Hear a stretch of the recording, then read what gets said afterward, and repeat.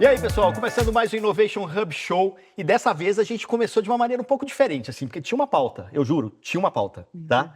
Só que aí veio o nosso convidado ontem e fala, então, vamos mudar, vamos fazer isso aqui, vamos fazer aquilo ali, parará, parará, parará. E aí eu resolvi entrar na dele. Só que aí eu não avisei pra essa aqui de propósito, porque o tema agora é caos. Como a gente consegue também se manter calmo no caos e conseguir navegar nesse caos também, né, de uma maneira mais tranquila. Luiz Candreva, o caos em pessoa, ele é futurista, tá em alguns conselhos, dá aula na Dom Cabral, na HSM, board da Forpay, Boali, além de ser recordista de kitesurf, faz acrobacia aérea, escala vulcão, o que mais você faz? Eu chego atrasado no podcast e atrapalho a pauta. Mas, enfim, é um prazer estar aqui com vocês, acho que vai ser super legal o papo. Boa. Débora Oliveira, você já conhece ela de outras edições. Débora, diretora de conteúdo do DT Fórum, parceirona aqui. Valeu, Débora, mais uma vez. Obrigada. Vamos aí, né? Debater o caos. Eu acho que, inclusive, a gente também vai ser meio caótico essa conversa. Não, essa é a ideia. Inclusive, no meio de todo esse caos, assim, será que a gente vai ficar sem emprego? O pessoal tem se perguntado isso, né? Como é que vai ser esse futuro, ou esse presente que a gente está vivendo, Candreva? Como é que você enxerga esse momento? A gente, de fato, vive um momento de uma transformação muito profunda, né? No aspecto em que a gente vai deixar um monopólio que sempre foi nosso para trás. A gente sempre teve o monopólio do pensamento, esse monopólio da criação do amanhã sempre foi do ser humano, mesmo com as revoluções variadas que a gente teve, de eletricidade, de computador, seja lá o que for, a história inteira, a Revolução Industrial, nós sempre mantivemos esse monopólio, ou seja, só nós pensamos e criamos o amanhã. E agora, pela primeira vez na história, isso muda. Então, ao passo que nas outras transformações todas e grandes revoluções, a gente teve um crescimento muito grande do volume de empregos no longo prazo, porque, evidentemente, você é uma sanfona, né? Você aperta aquilo que tem naquele momento, mas você expande em áreas variadas. Nessa vez, eu acho que a gente vai expandir em áreas variadas, mas a gente vai ter uma concorrência diferente. E a grande questão para mim disso é que não necessariamente isso é um problema. A gente enxerga isso como um problema geralmente porque a gente associa o desemprego à pobreza, à falta de acesso, o que de fato hoje em dia faz sentido. Mas quando a gente posterga isso, ou quando a gente extrapola isso no tempo, melhor dizendo, a gente consegue perceber algumas nuances diferentes. O custo marginal das coisas tem caído substancialmente. Imagina, por exemplo, Débora, quanto custaria para você escutar música quando você jantava há 200 anos? Há 200 anos, certo? Porra. Imagina como era 200 o anos, valor. Não, o valor na era... outra vida, na sua outra vida era estratosfera, de uma banda, de uma orquestra e coisa e tal. Ao passo que agora custa zero, né? Não é que custa R$19,90, R$9,90. Isso a gente paga para não escutar anúncio, mas escutar a música, a distribuição e a produção, e tudo isso ficou muito barato. Qualquer um que está assistindo aqui, a gente consegue produzir um anúncio e atingir 100 mil pessoas. Essas coisas todas são sem precedentes. Então, o que eu quero dizer com tudo isso é que se o custo das coisas tende a zero ou tende a ser infinitamente mais barato, o fato da gente não ter o emprego não necessariamente implica a gente não ter acesso.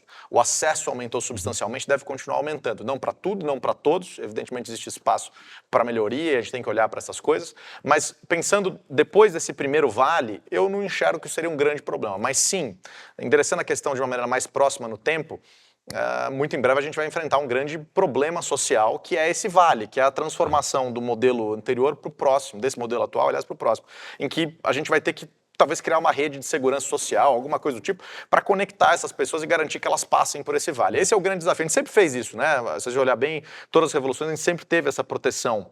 De alguma forma ela foi criada, de alguma maneira a gente conseguiu trazer as pessoas de volta, em que pese em alguns momentos houve calamidades ali. A diferença é que agora as coisas acontecem em intervalos muito curtos. Exato. E nesses intervalos curtos as coisas vão pôr um desafio muito grande para as pessoas. E aí eu acho que tem uma coisa legal, assim, o IT Fórum do ano passado, né, Débora, o evento, ele teve como tema macro esse. Sim. Né, de estar confortável no caos. E na primeira edição aqui do Innovation Hub Show, a gente estava falando de South By, e teve um momento que a gente puxou uma fala da Amy Webb e quem estava aqui na mesa começou a rir do tipo, nossa, o CEO não sabe, não tem a mínima noção do que está acontecendo, ele está perdido, ele está desconfortável nesse caos. Eu acho que tudo se conecta no final das contas, né, os outros episódios também.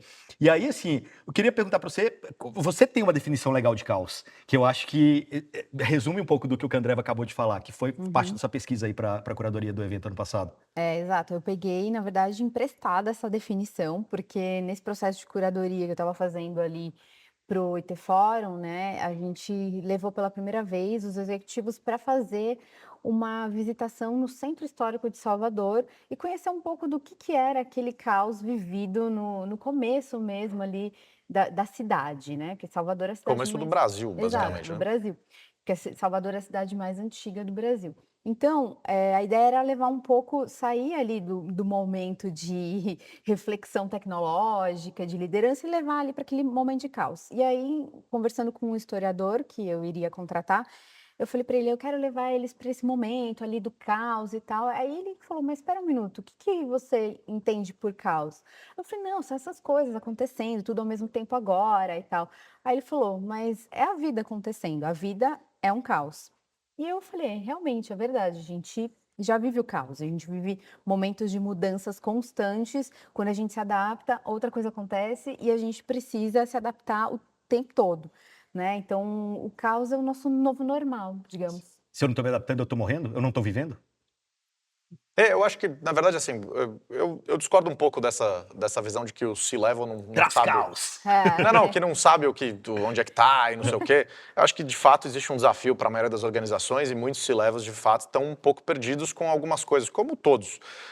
Mas eu vejo muita gente começando a tatear em coisas interessantes, né? Agora está na moda de novo, apesar do termo não ser novo, de ambidestria. Aliás, eu adorei essa definição. Também, Realmente, assim, também. a vida é, de fato, algo caótico. Sim. Outro dia eu escrevi um texto falando sobre isso, uma reflexão de... Eu viajo muito, eu pego 3 voos por semana, inclusive tem um hoje que talvez eu pegue, ou talvez não, depende do horário. Mas o fato, o futuro é de quem sabe navegar no caos, não é? Então vamos ver o que acontece. Mas o grande negócio é que eu voltei de viagem agora recentemente, tive Islândia, South By, inclusive a gente se encontrou no meio do Pits. E se o Gurgel estiver assistindo, ele gosta disso lá do iFood, ele gosta do Pits. E o grande negócio é que emendei um monte de viagens, etc. E aí, quando eu me dei conta, eu estava parado em tranquilidade, vamos dizer, em normalidade, né? E isso começou, e toda vez acontece isso, os meus horários começaram a ficar bagunçados, a alimentação bagunçada, e eu olhando e falando, cara, e aí me deu um insight, que é um negócio que pode não ser gigantesco para os outros, mas para mim foi uma coisa reveladora.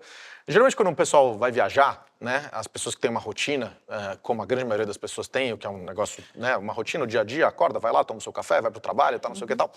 Quando as pessoas vão viajar, às vezes elas voltam e falam, caramba, minha alimentação também mais ou menos, ficou meio bagunçada, meus horários, estou precisando agora fazer um detox da viagem, né, tem essa coisa. E eu percebi que o meu virou ao contrário. E, pelo amor de Deus, não estou falando de uma maneira pretensiosa, eu nem acho que é melhor, são maneiras diferentes. Quem tivesse a minha rotina ia falar, bom, também não é tão legal. É muito legal, mas não é tão legal. Assim como também ter a rotina é legal, mas também não é tão legal. Então, a grama do vizinho é sempre mais verde, como o cenário vocês não estão vendo, mas ele é verde. Mas por isso que a gente está todo mundo de preto, porque não pode usar verde, nem branco. Entregou o segredo. Mas é isso, mas é bonito, não pode entregar esse negócio, tem que cortar esse troço, pode entregar, não vamos cortar não, sem censuras. Pode censura, tá na moda esse tema de censura. Esse tema da censura tá na moda. Exatamente. Aliás, cuidado, hein, ó, tá outro tudo tranquilo. toque, Não... Quer ver como é a real? Entra ali, @Innovation Hub Show, seja no Instagram, no TikTok, a gente tá publicando aqui imagens dos bastidores também. Exato. É isso. Lá, segue lá. E aí, o meu insight foi o seguinte, eu me bagunço fora dessa rotina, porque a minha rotina virou o avião com o hotel, com não sei o que lá. Então, é muito curioso, porque a gente vive, por que eu estou contando tudo isso? Porque a gente vive entre constantes e variáveis, né? A gente tem uma série de constantes e uma série de variáveis na nossa vida. As variáveis, às vezes, são maiores, quer dizer, eu, por exemplo, tenho tentado aumentar o volume dessas variáveis, que é me colocar em o maior número de experiências possível, para a maior possibilidade de lugares possível, conectar com o máximo de pessoas possível. Outro dia eu fiz um curso de drinks, por exemplo, eu nem bebo. Fiz um curso de drinks para aprender como é que era o negócio, a etimologia, a troca, os sabores e sei lá do que e tal. Então... É repertório, né? É repertório, mas o grande negócio é o seguinte, eu aumento as variáveis, mas eu tenho que ter constantes também. E aí, quando a gente traz para o aspecto empresarial e vale para o aspecto de história, e acho que vale para tudo, na verdade, a gente tem algumas constantes. E aí, a grande dificuldade, me parece ser, e talvez esse seja o grande desafio, pelo menos o meu grande desafio hoje, é quais são as constantes? Quanto de passado e de presente eu carrego para o futuro? Quanto de repertório eu abro, mas quanto eu levo, né? Então, dentro dessas constantes, talvez os nossos valores, sem dúvida nenhuma, eles estão lá. Quais pessoas estão dentro dessas constantes? Será que tem alguns lugares que são constantes? Alguns lugares que... todo mundo acha que tem algum lugar que você volta e se sente bem. Mas eu tenho uma casa na praia, que é o lugar onde eu volto e eu me sinto bem. A primeira praia que eu fui quando eu tinha 0 anos de idade. Então, tem ali um negócio e tal. São Francisco, eu adoro a cidade, apesar de estar uma loucura lá, parece o Walking Dead dos cracudos. Mas... me faz bem a cidade. Então, acho que todo mundo tem pontos que fazem isso, mas quais são as constantes que a gente leva para frente? E aí, quando a gente traz isso para o ambiente empresarial, para não fugir enormemente do tema e ficar só numa coisa mais etérea, filosófica, quais são as constantes que a empresa deveria levar do hoje e da história que ela tem, geralmente as corporações que têm mais história são as que sofrem mais com a transformação, né, via de regra, ou quais são as constantes que essas corporações devem levar do passado e do presente delas para o futuro? Quais são os modelos de negócio que devem permanecer? Quais são as práticas e culturas? E quais são aquelas coisas que elas devem se abrir para completamente variáveis, incógnitas? Então, de novo, a gente está falando de ambidestria, está falando de equilibrar a receita no presente com relevância no futuro, mas como é que a organização faz isso? E acho que esse é um desafio muito humano. E por isso, só fechando minha fala com isso, por isso que a gente encontra isso em tudo quanto é empresa. A gente atende hoje lá com a EIO empresas variadas, vocês como transformação digital, variados segmentos. Pegar a lista de empresas que o pessoal atende aqui, vocês vão olhar assim, a quantidade de segmentos diferentes que tem. Todos eles enfrentam os mesmos problemas. Eu imagino que vocês encontram coisas semelhantes. Porque, de novo, os problemas não são tecnológicos, os problemas não são dessa era, eles são problemas humanos.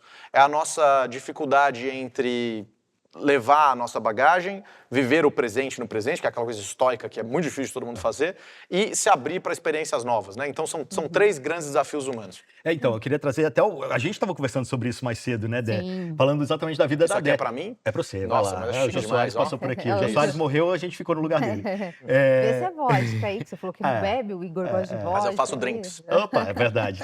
Não, acho que o ponto é o seguinte, assim, a Débora, ela chegou aqui e falei, cara, você é 5 pessoas agora? Porque você tá fazendo vídeo de review de carro, você tá fazendo Vídeo de edição review de The carro? Fórum. Pois é, ela é igual você, Candré. Cara. Ela é o caos em pessoa também. Aí eu fiquei, e ela é mãe ainda de um filhinho de 4 anos. Eu Isso pensando, é cara, Dé, impossível. como é que você tá conseguindo, né, juntar tudo isso na sua vida, na sua rotina? Ela tá falando, eu acho que isso talvez não seja tão bom, preciso olhar pra minha agenda e ver o que realmente precisa estar ali, o que eu devo tirar. Acho que é um pouco disso que você acabou de falar ali no contexto empresarial, mas ele acaba se transferindo também para o contexto pessoal. Eu acho que, na verdade, é humano. do pessoal que se transfere para o empresarial. Ah, tá. Eu acho que Boa, o caminho verdade. no sentido de... Aham. Isso que a Débora enfrenta no dia a dia dela, por que a gente pega, por exemplo, a gente tem algumas mães no nosso time, elas são extremamente eficientes em organização. E é uma questão de necessidade, quer dizer, não é... nossa, eu estava agora, esses dias, com amigos meus numa viagem, e, curiosamente, todos que são pais e mães, punham a casa em ordem a todo momento, assim, de uma maneira... Mas era aquela coisa, se eu não priorizar isso aqui agora... Quando você tá sozinho, quando você tá em 3, 4 pessoas, sem criança, não é um problema você ter meia dúzia de coisas fora do lugar. Eu falo por experiência, não vai ser um problema. Aquele negócio pode ficar ali, aquele kitesurf, aquela pipa pode ficar ali no meio da sala durante... Não vai mudar nada. Mas aí você percebe como aquilo já mudou, né? Então, quer dizer, aquela experiência trouxe uma propriedade tão diferente que aquilo foi introjetado, é uma cultura nova. Mas é porque eu vejo algumas pessoas, tipo, vou dar o exemplo do meu irmão. O meu irmão, ele acaba atacando pra todo lado, meio como você. Só que eu não sei se ele tem essa visão de que isso aqui tá me aumentando o repertório. Eu acho que ele tenta conectar os pontos, mas ele não consegue. Como que eu trabalho esse repertório? Sabe? Qual a sua dica nesse sentido? Beleza, você encontra um motivo de você ter escalado uma montanha na Islândia e conecta isso com o seu mundo corporativo, com o seu dia a dia profissional, sabe? A mesma Débora, né? A gente falou, olha para sua agenda da semana, o que você precisa fazer, o que você pode descartar? Eu vou fazer um quote, já que vocês gostam de pôr quotes, podem colocar um quote do Jobs aí, que é batido, que todo mundo já viu. Você só consegue conectar os pontos olhando para trás, não olhando para frente. Eu, quando vou subir um vulcão outro dia na Bolívia. Depois fui escalar uma geleira na Islândia, essas coisas que você está falando. O primeiro que eu gosto da coisa de explorar, eu acho que isso tá intrínseco no ser humano, isso está, como dizem os americanos, hardwired, né? Esse negócio está dentro da gente, o desejo de exploração é uma coisa viva dentro do ser humano. E acho que quanto mais você faz, eu tava conversando com alguns amigos meus esses dias, e são vários casais, e eu não, porque com a minha agenda... Como é que... Não, nem que eu, né, não tem Escolhas. como. Não, é um trade-off, mas o pessoal fala, que vida legal, você viaja. Eu falei, mas tem o seu trade-off. Então, por exemplo, a Débora tem filho, tá casada, ou seja, tem um parceiro de vida e tá construindo... Eu não consigo fazer isso ainda. É óbvio que tá no meu horizonte, mas, de novo, é aquela coisa, o que a gente escolhe? Você falou da agenda, o que eu escolho? O que eu escolho fazer? Nesse momento, eu acho que é uma extraordinária oportunidade, bastante peculiar e única, eu poder ir para lugares como a Islândia, incrível e tal, mas também poder ir para Chaval, no interior do Piauí, poder ir para Xinguara, no Pará, ir para Maués, no Amazonas, e conhecer na Bolívia, nos lugares paupérrimos, às vezes, e conhecer realidades diferentes que me fazem ter uma visão mais empática com o todo, mas também mais capaz de entender algumas nuances. Que refletem em várias áreas, que refletem em entender comportamento de pessoas, e entender comportamento de pessoas me faz entender tendências. Entender tendências é basicamente o que eu faço, é como eu pago o meu boleto. Então, no final do dia, eu acho que o grande desafio é a gente conseguir equilibrar os trade-offs que a gente tem, né? Como você falou, por exemplo, do filho ou da sua agenda intensa, com as oportunidades que se apresentam para frente.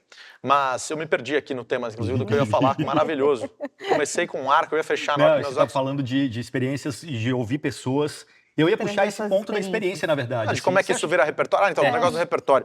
A verdade é o seguinte... Tem um como é- exercício de antropologia também, né? Porque você tá lá junto com as pessoas, é observar. Eu acho que nada mais rico do que observar as pessoas em diferentes contextos. Não, quer ver um né? exemplo? A gente sentou, por exemplo, uma das casas que a gente alugou numa cidade chama Akriri.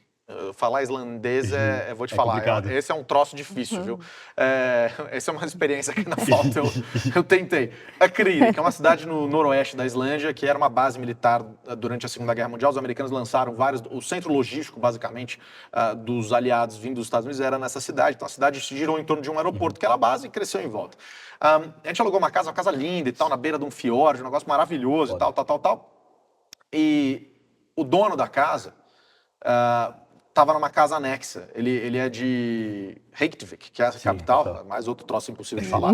E ele foi pra lá. E ele estava na casa anexa, eu falei, pô, convida o cara pra jantar, né? Assim, acho até bem delicado. O cara tá ali do lado, tipo, é quase pra eu ver ele pela janela, assim, né? Tipo, óbvio que ele tava... Mas convidamos e tal, e eu acho isso uma coisa rica, tremendamente rica. Quer dizer, ele contando a visão dele em relação ao Brasil. A Islândia, por exemplo, eu não lembro agora a população, a gente tem 400 mil habitantes. É pouquinho. E imagina, o país inteiro, e sendo que desses 280, 320, é uma coisa assim, ficam na região da capital. Quer dizer, é como se todo É bem mundo morasse populoso, em né? volta de Belo Horizonte e assim, tem meia dúzia de caras em Uberlândia, é isso. E o grande negócio, por que Minas? Porque Minas tem pão de queijo. Eu não sou mineiro, mas é isso. Ele é mineiro, né? O grande negócio é que uma das pessoas que estava com a gente é uma amiga minha, a família dela tem uma fábrica de calçados no sul, em Três Coroas. É uma das maiores fábricas de calçados do Brasil. Eles produzem por dia, se eu não me engano, acho que 200 mil pares. Então, em 2 dias, eles... Dois todo mundo dias. e aí, o grande negócio, que você falou da troca, era a cara do cara pensando assim, mas Nossa, que volume? Porque para nós, a gente tem 230 a gente olha milhões pra de cima. pessoas. É Talvez, é a mesma intangível, coisa, né? E aí, esse choque, eu fui a El Salvador, por exemplo, fazer há uns 3, 4 anos, 5, sei lá, fazer 2 palestras em El Salvador. E El Salvador era o país mais perigoso do planeta Terra, em índice de homicídios por 100 mil habitantes. Hoje é o país mais seguro das Américas, né? O Bukele, que é o presidente lá, está fazendo um negócio que é revolucionário. Concorde ou não concorde, é só olhar os dados, é uma coisa impressionante o que foi feito. Mas o fato é que, quando eu cheguei lá, o Brasil não é um país de uma segurança pública exemplar, certo? Ainda mais você falar de algumas cidades por aí, é bem complicado. Sim. Quando eu cheguei na cidade, eu olhei, chegando no meu hotel, o hotel numa região super bacana da cidade, com a embaixada americana, a concessionária da Porsche e tal, não sei o quê. No meu hotel tinham 3 caras com uma 12, assim, na mão. Eu olhando, eu falando, mas segurança do hotel. Cheguei no meu quarto, tinham 3 travas na porta. Eu olhando aquilo, falando, cara, aquilo me chocou. Aí fomos para um restaurante, 4 caras com uma 12. Eu comecei a ter o índice 12. Então ali era mais ou menos, quanto mais 12 tem, mais perigoso é o lugar. Chegamos num restaurante em cima de um vulcão, numa névoa tremenda e tal, não sei o quê, não tinha ninguém. Eu falei, cara, aqui nenhum, ninguém sem 12, não tinha nenhum cara com 12. Eu falei, ferrou, já desistiram de defender isso aqui. Ou isso é do bandido. Não, eu já fiquei tenso. Eu falei, o que a gente tá fazendo aqui? Pelo amor de Deus, volta. A moça passando assim no caminho lá. Não, aqui nessa casa aqui, as bandias, que são as gangues lá, entraram aqui, roubaram meus filhos, deixaram eles só com a Meu cueca e tal, Deus não sei o do quê. céu. E a gente tá indo fazendo o que aqui, minha senhora? Volta lá pro lugar onde tem todo mundo. Nossa. Mas o que eu quero dizer com isso é o seguinte, aquilo pra mim chocou, mas pra eles era muito normal.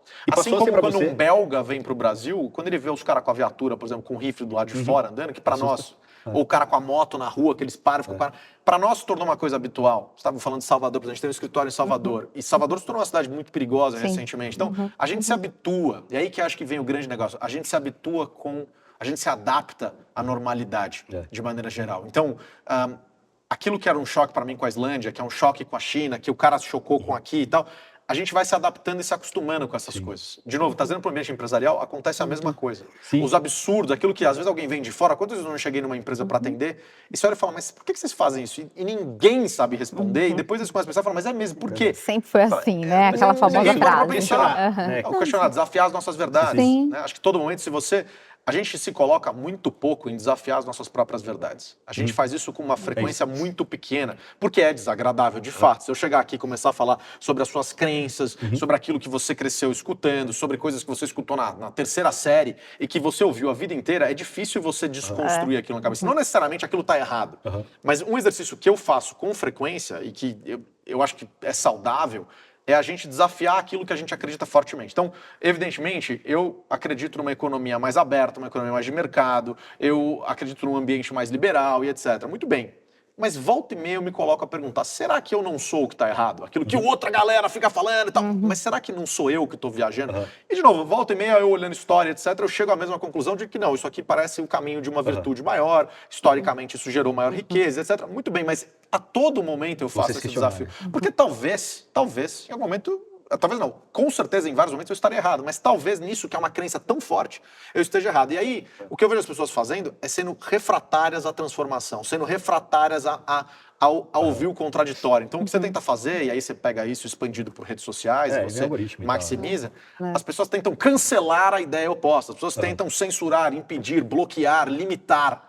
Então, a gente parou de debater ideias e começou a debater pessoas. Tudo que é diferente é ruim, né? Exato, você é um inimigo. E você debater pessoas, você afasta as pessoas. Você debater ideias, você aproxima as pessoas. O que a gente está fazendo aqui certamente aproxima a troca de ideias, o confronto, sobretudo quando, por exemplo, alguém que está assistindo talvez vai escrever um negócio sobre algum dos temas que a gente falou, variados ou outras coisas, e fala assim, pô, isso aí eu achei que não, tá assim. A pessoa pode escrever, ou a pessoa pode escrever e falar assim, olha, eu acho... Outro dia, eu dei esse exemplo num outro podcast, eu sei que vai ficar repetitivo, mas eu acho que é um negócio importante. Eu vi um TED e tinha alguém falando sobre como a construção dos banheiros era um negócio em espaços públicos, era uma coisa que poderia ser machista. Eu falei, cara, mas não é possível, irmão. O banheiro é o banheiro e tal, não sei o quê. E pra mim parecia, né? E ainda pensei um pouco, ele falou, mas cara, não, desculpa, é um banheiro. E eu postei lá e falei não sei o que e tal, de uma maneira também propositiva de alguém trazer ideias. E uma galera veio, não sei o que, mas veio um pessoal que trouxe duas pessoas especiais, uma amiga minha que é médica, ela falou assim, mas veja por esse lado aqui. E trouxe várias vertentes que eu olhei e falei, você quer saber? Existe uma oportunidade da gente retransformar, de fazer isso em 24 horas, a minha opinião sobre uma coisa mudou. Imagina, se eu fosse... assim, fixo naquela ideia, eu teria deixado de enxergar uma oportunidade que é, será que estruturas físicas não podem comportar maneiras diferentes? Então, por que sempre tem fila no banheiro feminino? Ah, porque as mulheres demoram mais no banheiro, a culpa não é... Mas, veja, se isso é um fato da vida, por N razões, e talvez isso aconteça, e acho que a prática mostra que isso acontece, você vê em show, em evento, em restaurante, às vezes a fila do banheiro feminino é muito maior, seja por falta de higiene do homem ou não, eu sei lá qual é o negócio. A razão... Mas, de fato, a população feminina é maior do que a masculina. Tem esse outro detalhe também demográfico. Ou vai querer retocar uma maquiagem, eventualmente, que pode ser um negócio que vai se fazer, que o homem não vai fazer. Você sai do banheiro, tem cara que nem lava a mão. Mas veja, o que eu quero dizer é o seguinte, independente do que seja, mostra que existe uma oportunidade de, eventualmente, quando você for construir um negócio, você fala assim, cara, e se eu diminuir um pouco o espaço do banheiro masculino, aumentar um pouco do outro, para que eu consiga ter um equilíbrio melhor e fazer com que essas pessoas, em vez de ficarem numa fila, elas fiquem no rotativo, consumindo, etc. Percebe como, ao incluir uma ideia diferente, eu provavelmente aumento um potencial. Se eu estou construindo um empreendimento em alguma coisa, como, por exemplo, eu estou fazendo com uns amigos meus um negócio lá no Ceará. Será que não é uma coisa pra gente pensar? E aí eu sentei com o arquiteto e falei, vamos pensar nisso aqui. Não só na questão do banheiro feminino ou masculino, mas será que não existe outros espaços em que a gente tem possibilidades de que a gente poderia adaptar alguma coisa que a gente sempre ficou fixo na nossa cabeça, que é dessa forma, que de repente poderia ser diferente? E só para fechar com um exemplo de novo corporativo, acho que tá legal essa nossa dinâmica de puxar no negócio e conseguir trazer isso, aterrissar isso num ambiente que funcione para as empresas. A gente atendeu a Algar, que é dona de uma rede de... Não, dona de hotéis também, né? Eles têm... Eles são donos da Viva, que é dona da Costa do Sauípe e dos termas de... Laranjeiras? Não, como é que chama? Araxá? Não. Eu fui nesse trem também, mas não é. Não, os termas ali em Goiás, Rio Quente. Rio Quente, tá. E aí a gente tava lá e o processo de check-in era um processo super complexo e tal, e não sei o quê.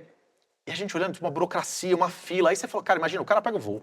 Aí ele pousa, aí ele pega 1 hora, 2 horas de carro, não lembro quanto tempo que era. Aí ele chega numa portaria, tem uma fila na portaria, porque ele tem que passar um negócio que ele tem que sei o quê pra pegar um QR Code. A gente olhou e falou, cara... Tava eu e o Igor, seu xará, que é diretor de inovação da Jaguar Land Rover Global. Amigo meu, foi meu estagiário, né? Imagina que loucura. Hoje ele se deu bem, né? Você vê aqui. E o grande negócio é que a gente olha e fala assim, cara, por que esse negócio é feito dessa forma, né? Quer dizer, não, mas é porque para segurança, para não sei o que a gente falou. Não, e pergunta se você chegou de navio, de avião, de Você Não, mas falou não era nem isso no era um primeiro, outro mas- processo. Isso é da Embratur, mas era um outro Sim, sim, processo sim. que existia antes. Então tinha uma fila. Você imagina que o primeiro contato da pessoa, a criança tá lá animada. Pô, eu vou no parque aquático, eu vou não sei o que e tal, né? Teu filho, Sim, 4 sim, anos, sim. chegou da viagem, Broxado tá logo de cara animadaço, ali, tá né? não sei o quê, Zero cansado, paciência. porque, pô, É, viagem, exato. mais carro, mais não sei o quê, tá calor. Aí de repente ele chega e ele tem 40 minutos de fila. E aí você olha e fala, cara, e você vê que o atendimento era excepcional, o hotel é super bacana, não sei se já tiveram lá, mas assim, o parque aquático, tudo muito legal. Você fala, cara, isso aqui é o primeiro contato, ele é um contato negativo. É um ponto de E é atrito tão na experiência. fácil de resolver esse negócio. A gente olha e fala, cara, você monta um QR Code, o cara preenche o troço.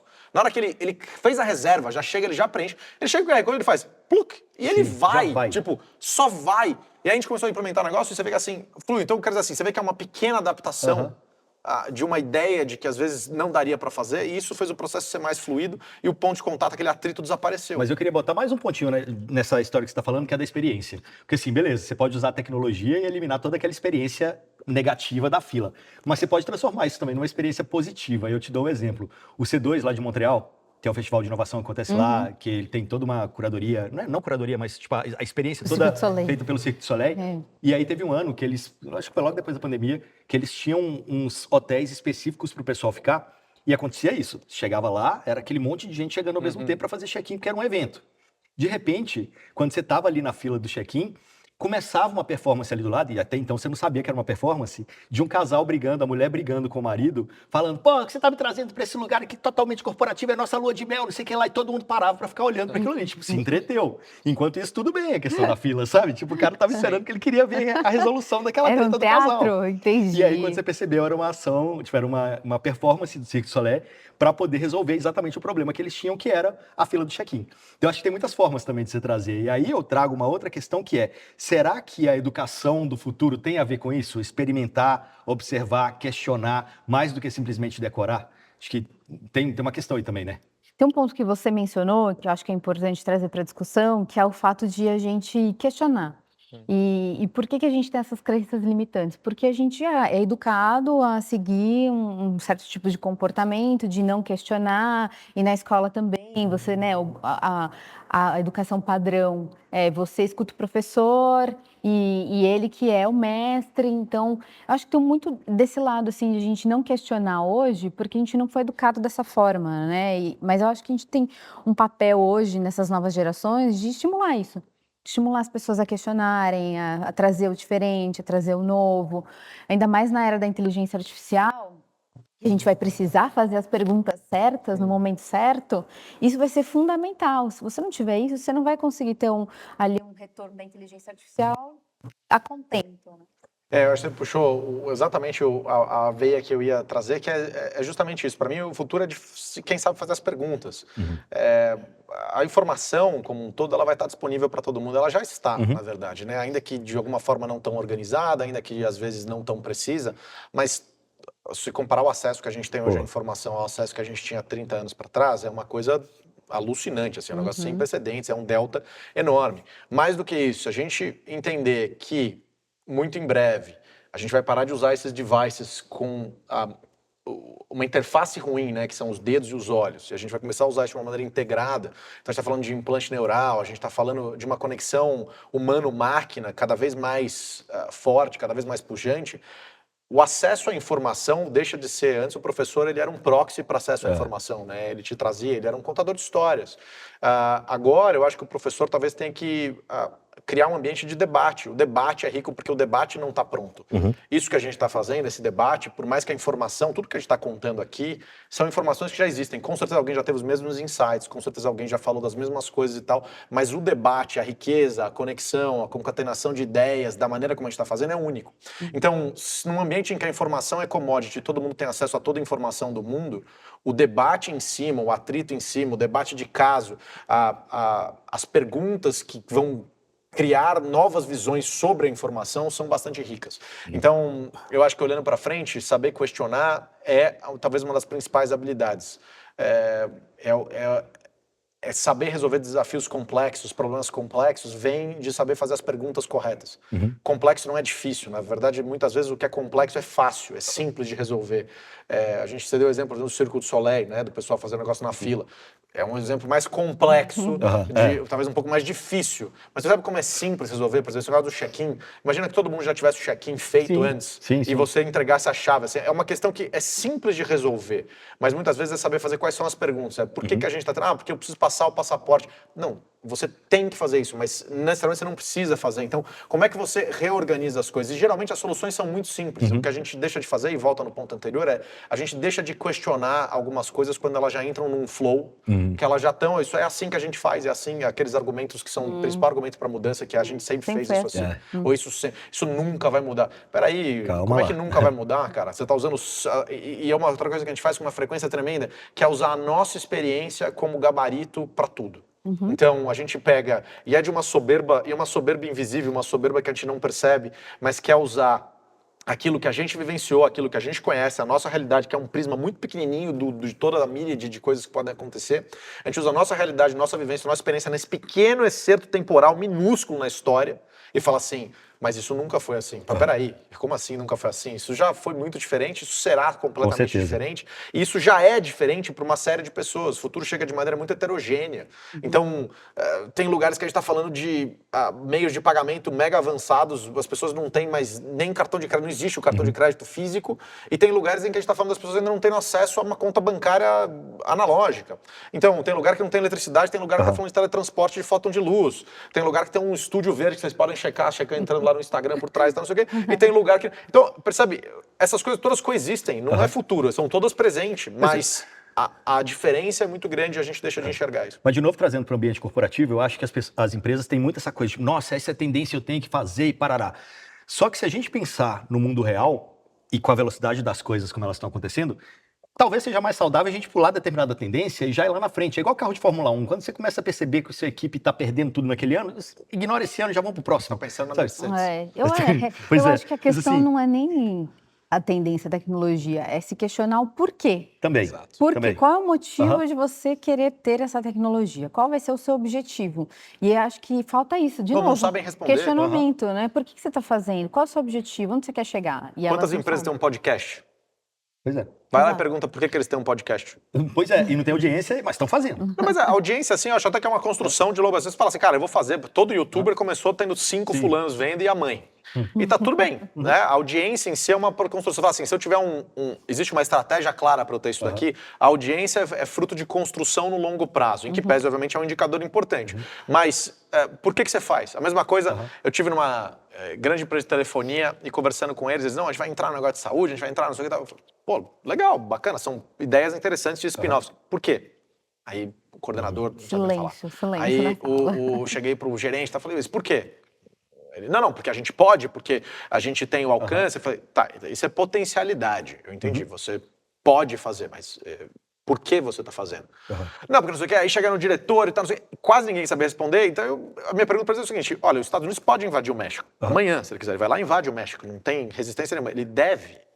Então, a potencialidade não deve ser confundida com a estratégia ou com o fazer. Então, pô, mas eu posso fazer um podcast? Sim, você pode. Se você for uma giga corporação, você pode fazer 15 podcasts.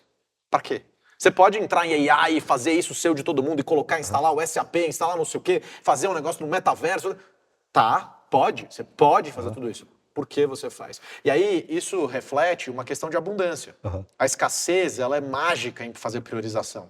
Então, a gente vê hoje um embate entre Ocidente e Oriente muito forte, em que o Ocidente, às vezes, entra em umas pautas muito malucas, assim, e se perde lá nesse negócio, porque está imerso em abundância. Hoje, a grande maioria do Ocidente, de maneira geral, do Ocidente do mundo, tem acesso a quase tudo. Se você parar para pensar, a gente vive um negócio, olha a quantidade de tecnologia que tem em volta da gente, nisso daqui. Eu estava falando, pô, outro dia olhando um jet ski, falando, cara, imagina, em 1943, a galera usava toda a água, todos os recursos possíveis para uma guerra. Assim, agora a gente tem um negócio que é para pura diversão, é mega tecnológico, é uma máquina incrível e tal, e é só para diversão, ele só serve aquilo, olha um Apple Vision Pro, etc.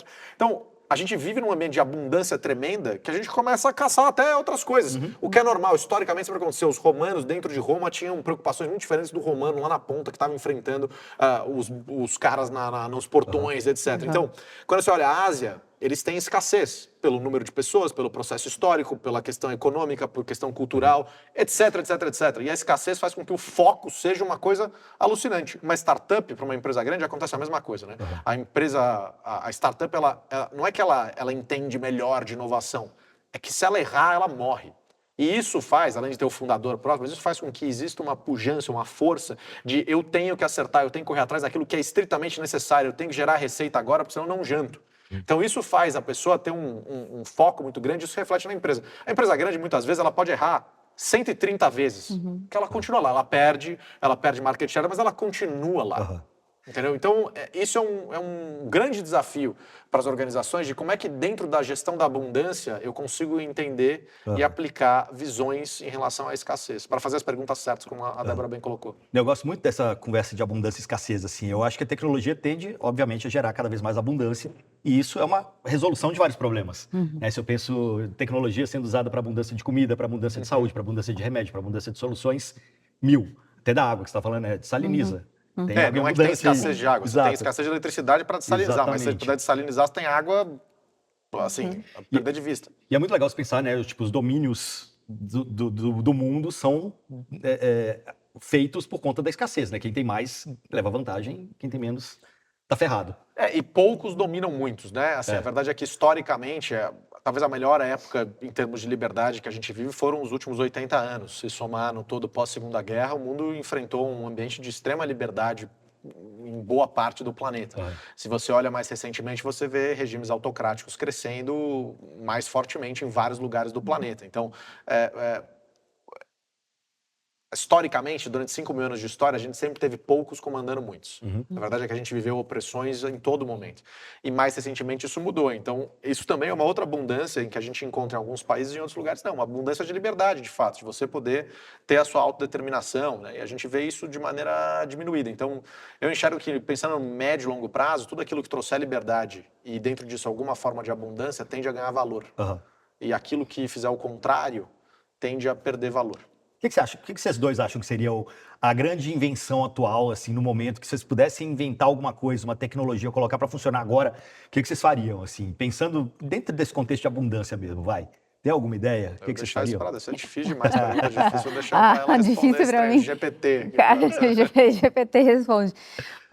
Nossa, eu posso ser muito poliana na minha resposta aqui, mas eu imaginaria em algo para ter uma renda igualitária no mundo.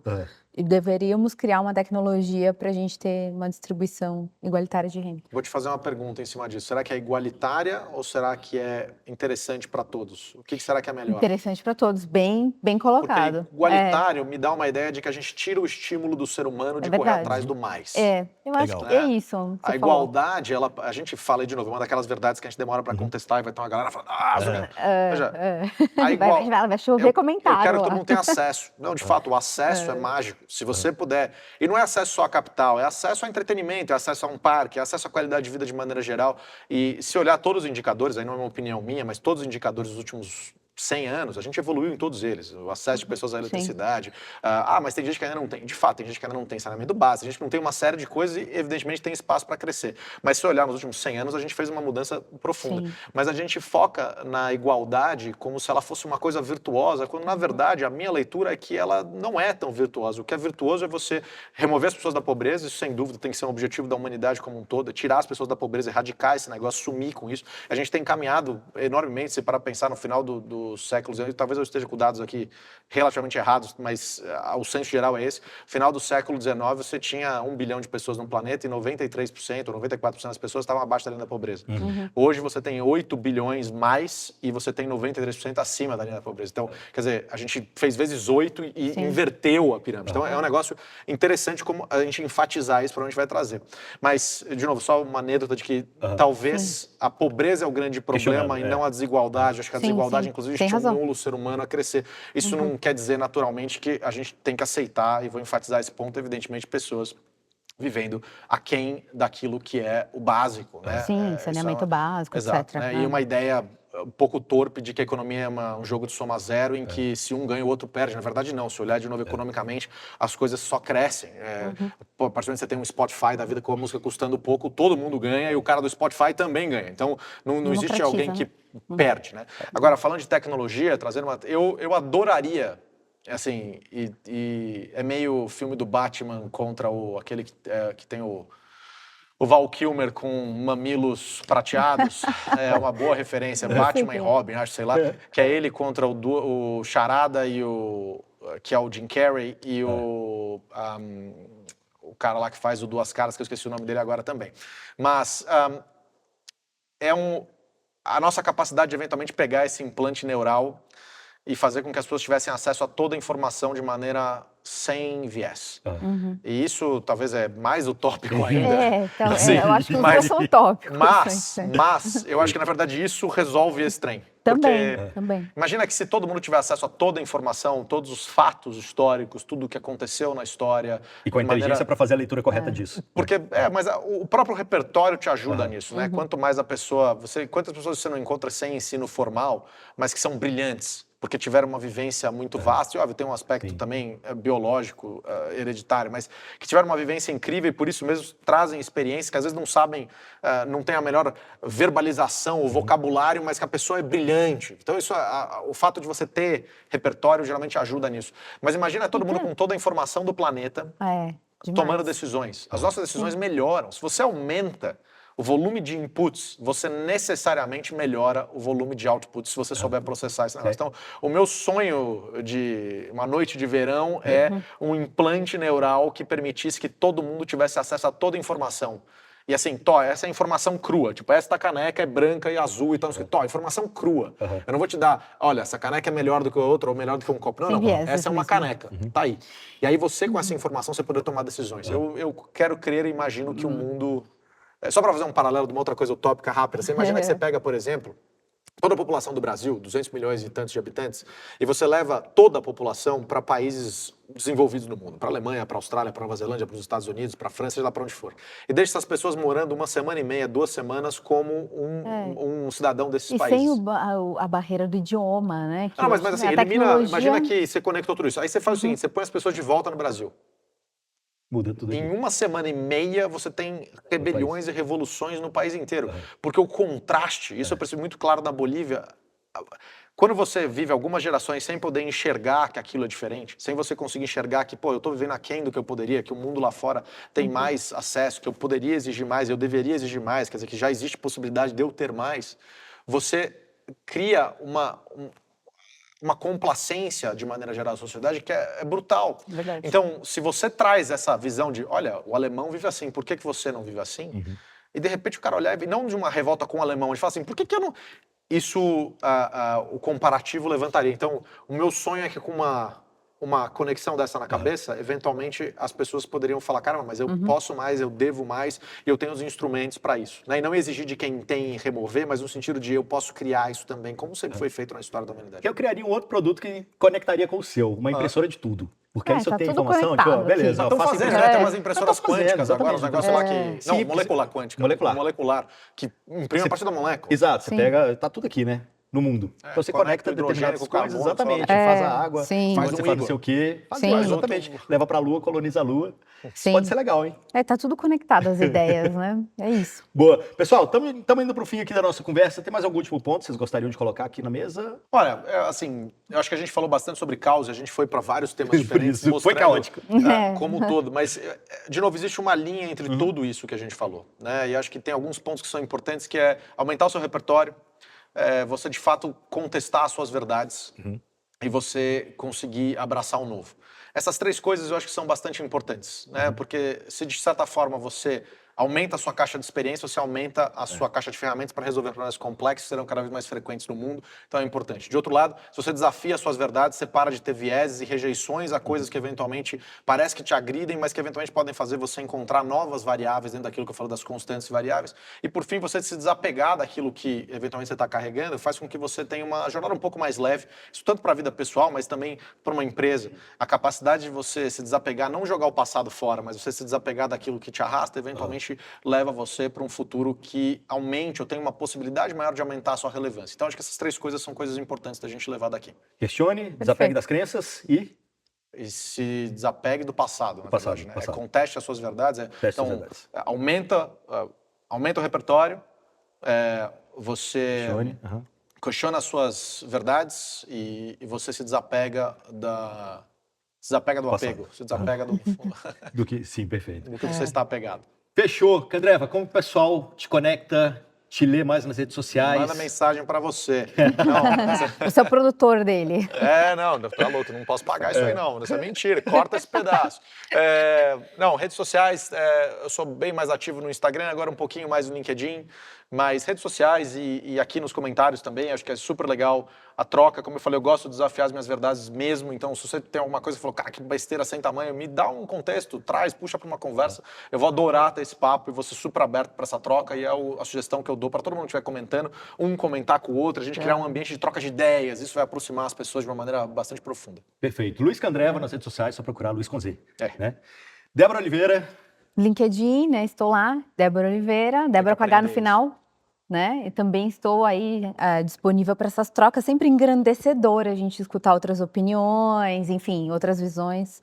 Foi muito bom compartilhar esse momento aqui com vocês. Muito bom. E eu, Igor Lopes, ponto digital e também Innovation Hub Show, todas elas, todas as redes sociais. Innovation Hub Show, segue aí, os cortes vão entrando lá. Aproveita para dar um like nesse vídeo já também, se você está assistindo pelo YouTube. Se você está assistindo pelo Spotify, já segue a gente também no canal, né? Quanto mais pessoas seguirem, melhor. A gente vai ranqueando ali, a gente está começando agora, mas está ranqueando bem também, principalmente no Apple Podcasts.